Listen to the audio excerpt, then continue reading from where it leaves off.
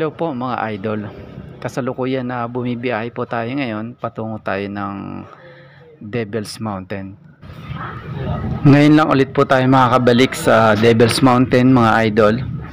Nakapasyal na po tayo doon na matagal na.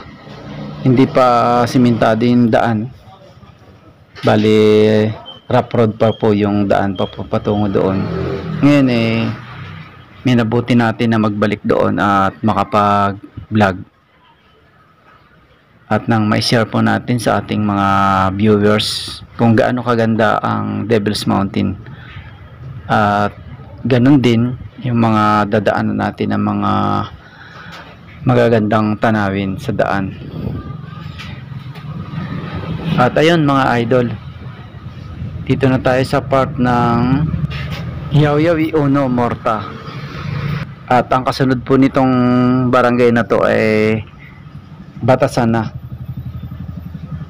At dito pa lamang po ay talagang mag-i-enjoy na kayo sa ganda ng mga dinadaanan natin na tanawin.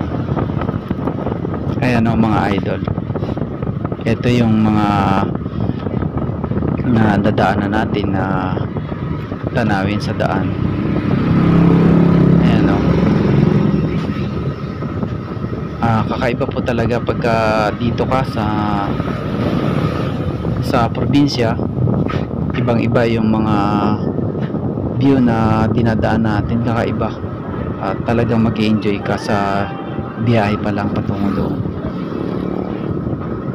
Ayan ang mga idol.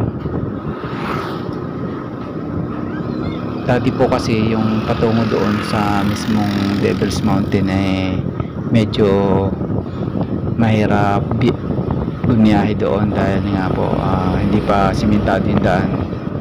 Ngayon po ay nalaman natin na simentado na, pero hindi pa tayo nakakapunta doon ulit. Kaya nga po ngayon ay patungo tayo ngayon doon para ma-vlog natin ang Devil's Mountain.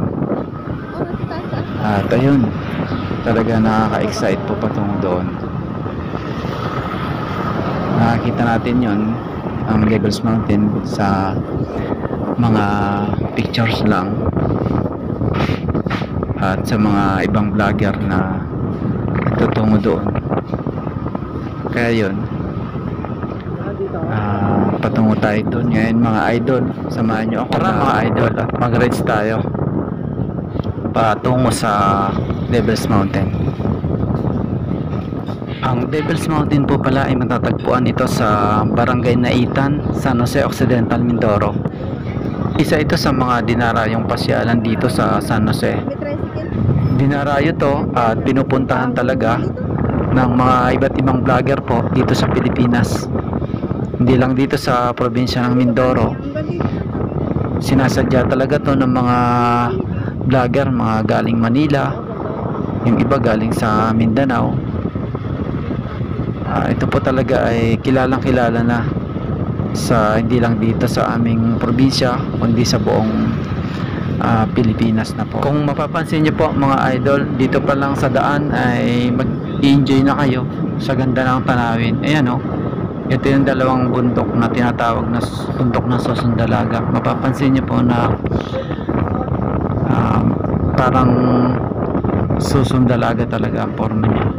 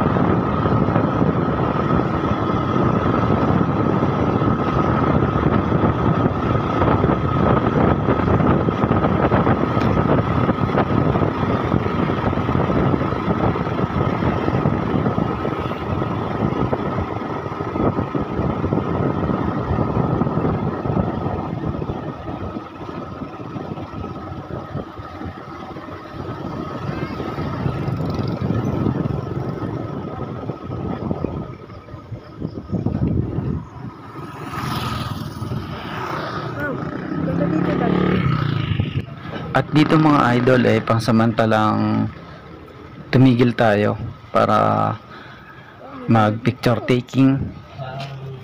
Ayan dito matatanaw na natin yung kagandahan ng Devil's Mountain. Ayan yung Devil's Mountain.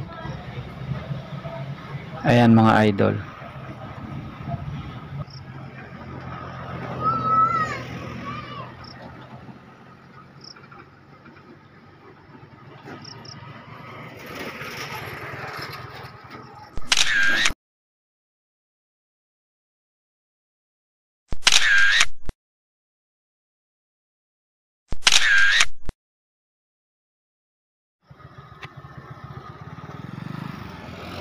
At ayun mga idol, tumuloy na tayo sa biyahe uli patungo ng Devil's Mountain. Pagkatapos natin magpicture ay go na ulit tayo mga idol. Ayan, pababa na tayo dito mula sa taas na pinanggalingan natin. At mula po dito ay kakanan tayo. May kanto tayong dadaanan dito. At papasok po tayo patungo doon. Yun na ang patungo ng Devil's Mountain. Ayan mga idol, malapit na tayo dun sa kanto. Ayan, malapit na tayong kumanan sa may kanto. Ayan, ito yung kanto na ito mga idol. Ito yung daan patungo doon. Ayan, at lumiko na tayo. At mga idol, ito na yung sinasabi natin na dati po ay hindi pa siya simentado. Etong papasok na to patungo ng Devil's Mountain. Ayan itong daan na to dati po ay may semento na rin yung bukana dito. Bali pag entry natin dito may semento siya nung una tayo nakarating dito. Tapos putol na yun, bali rough road na po yung kaputol. Itong banda na to pagdating dito po ay hindi pa sa simentado. Ngayon napakaaluan na magpunta dito. Ganda ng daan, bagong semento. At ayan mga idol, mapapansin nyo di mula dito na matatanaw nyo yung Devil's Mountain. Papalapit tayo ng papalapit mga idol. At ayun, tinatamaan siya ng sikat ng araw. At dito sa dinadaanan natin ang ganda ng tanawin. Mga palay na malapit ng anihin, malapit na mag-ani sila dito at maganda ang palay nila po dito mga idol. Eto, mi-stop tayo saglit dito para picturean itong bundok na to. Alisin ko yung ano ko.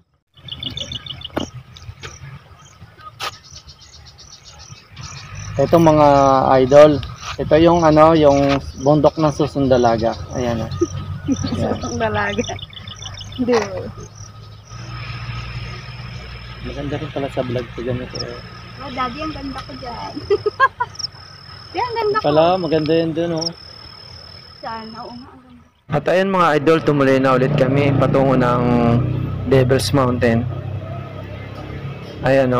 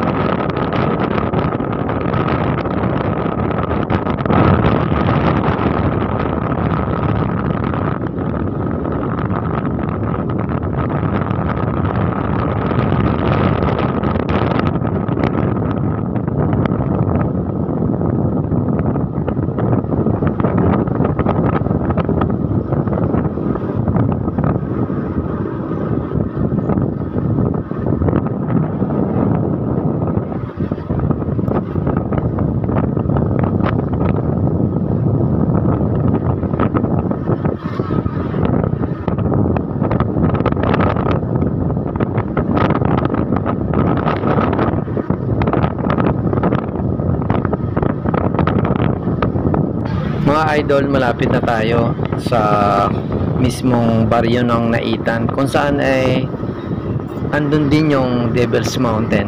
Papalapit tayo ng papalapit mga idol. Ayan o, kung mapapansin nyo, palaki ng palaki yung bundok ng Devil's Mountain. Ayan o.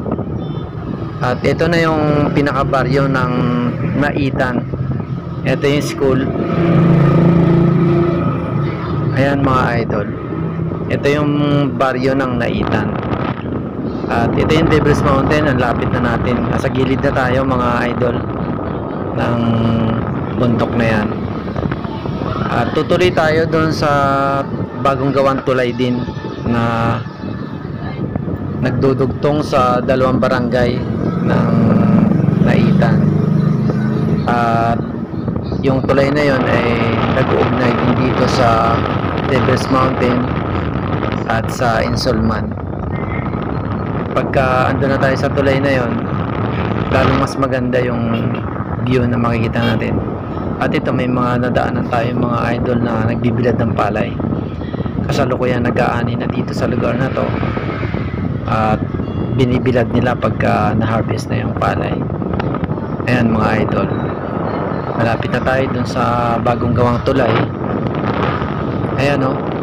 Lapit na po natin sa Devil's Mountain mga idol. Nasa gilid na po tayo. Ayan o. Kitang-kita nyo na yung pinaka paanan ng bundok na yan. Napakaganda ng view.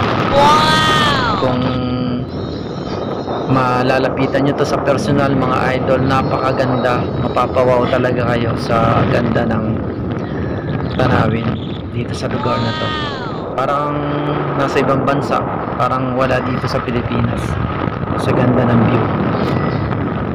Ayan mga idol. At pagkatagaraw to, purong bato naman siya, maitim.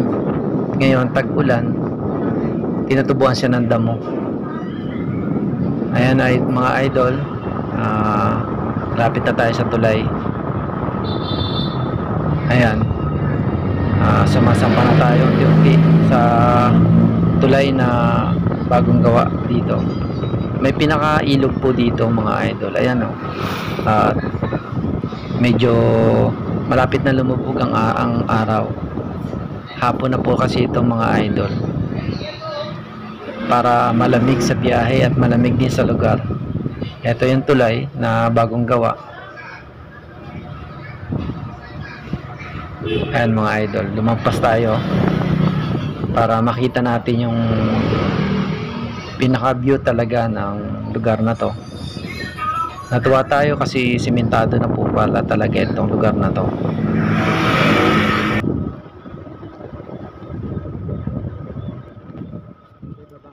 Wait lang.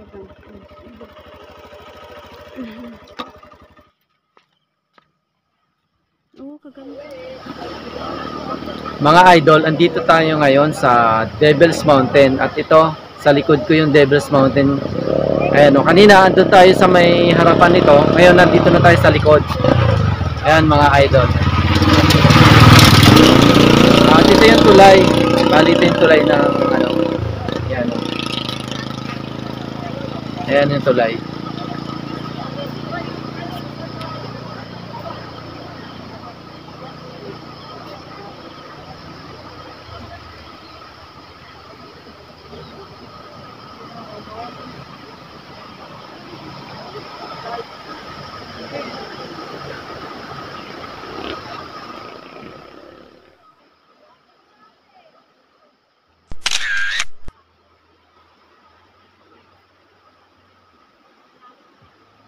Grabe, ang ganda.